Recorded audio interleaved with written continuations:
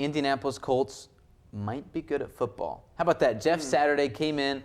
They traveled to Las Vegas. We were all laughing at him all week, including on this show. Why Jeff Saturday? Why? He's just a drinking buddy of Jim Irsay, but instead he's able to come in and actually coach a team that had 4 times the offense they did the week prior when Frank Reich got fired. I mean, Jonathan Taylor's back. Matt Ryan looked like a good quarterback. He looked like a quarterback that's been to a Super Bowl. How about that? They announced him as the backup quarterback coming into the weekend, which was like, Ellinger started the last 2 weeks. So they said he was going to be the backup, and he comes out, warms up with the starters, starts the game. Bit of a gamemanship there. I kind of like it from Saturday. But he comes in and just plays with his hair on fire. Look at this. Jonathan Taylor is back, and he goes all the way to the house here in the third quarter late. This is one of the big reasons that the Colts were able to get ahead and stay ahead. A very impressive touchdown rush from a guy who we thought would be a lot better than he has been this season. But maybe Jeff Saturday, being that former center, the run game guy, maybe he can unlock Taylor again. Yeah, 147 yards for Taylor. Book that. That's awesome to see, getting him involved again. How about this guy, Devontae Adams? I think he looked excellent in this game. Down Hunter Renfrow, down Darren Waller, and it didn't matter because Devontae Adams came in and did his thing. But look at this. Down by a point, they came in, and how about this? Squeaking through 3 different guys and Paris Campbell into the end zone. It was just a great offensive showing for Indianapolis. I thought that they would win coming into the weekend just because Vegas is that bad, and me being a Broncos fan, I see them quite a bit. But I did not think that they would put together 25 points. And look at that. Those stops. Stephon Gilmore. That was an impressive play on defense to win them the game. Jeff Saturday, have yourself a day. Yeah. Congratulations to Coach Saturday. We did get to hear from him in the locker room after the game, talked to Parks Frazier, the new play caller. Let's hear what Saturday had to say. Can't tell you how proud I am of each and every one of you. Coaches, players, staff, everybody stepped up. All 3 phases, man. Things we talked about. Offense, ran it for over 200. Threw it for over 200. Defense, shut 28 down, 77 yards rushing. Had to make a play on 17 at the end. What we do?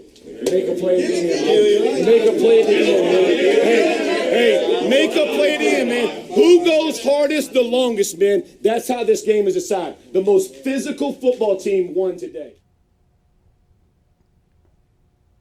Colts get that win. They move on to now 4-5-1. Maybe there's a chance. They're second in the AFC South. Maybe there's a chance they can put together a run here and Jeff Saturday can show off. What a weird division that. It's weird. The game of the year. My camera guy right here is wearing a Vikings jersey, and for good reason. Comes in celebrating after Josh Allen, a bit of a UCL injury on his elbow. Kind of worried about how he would come in and play. Kirk Cousins, no one had any worries about him at the end of this game. The Vikings are 8-1. They're a good team, and the Bills fall to 6-3 now after the Vikings win in overtime, 33-30. What a game this was, back and forth, and it was an all-around impressive one, and one that won me some money as well. I picked Vikings plus 6.5 last Monday, knowing that there's no shot that it would be the Bills' touchdown game. So how about this guy? How about Dalvin Cook? He, year in and year out, has been one of the best backs in the league. He just continues to impress me with every game going forward. Yeah, and he's had some stretches where a bit injured, right? Not able to play to his full health, but today was one of those days where he was able to come out and thump this Bills defense, but still having to face some adversity.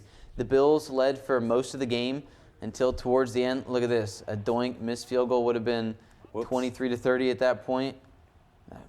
Made a big difference here. Yeah. I mean, rallied down from 17 points. Look at that catch. Justin Are you kidding Jefferson, me? man.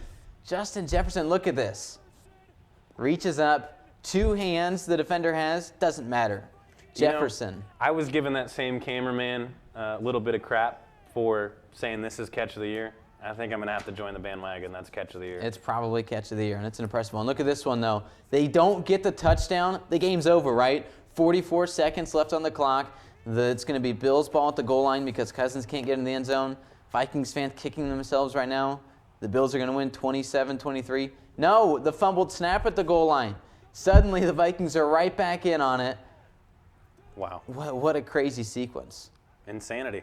But that's not the end of the insanity here, right? So they're going to decide that the Vikings have the ball. Here in just a few moments, they'll end up scoring 30-27. 5 seconds left. The Bills do it with Josh Allen, and they squeeze it in.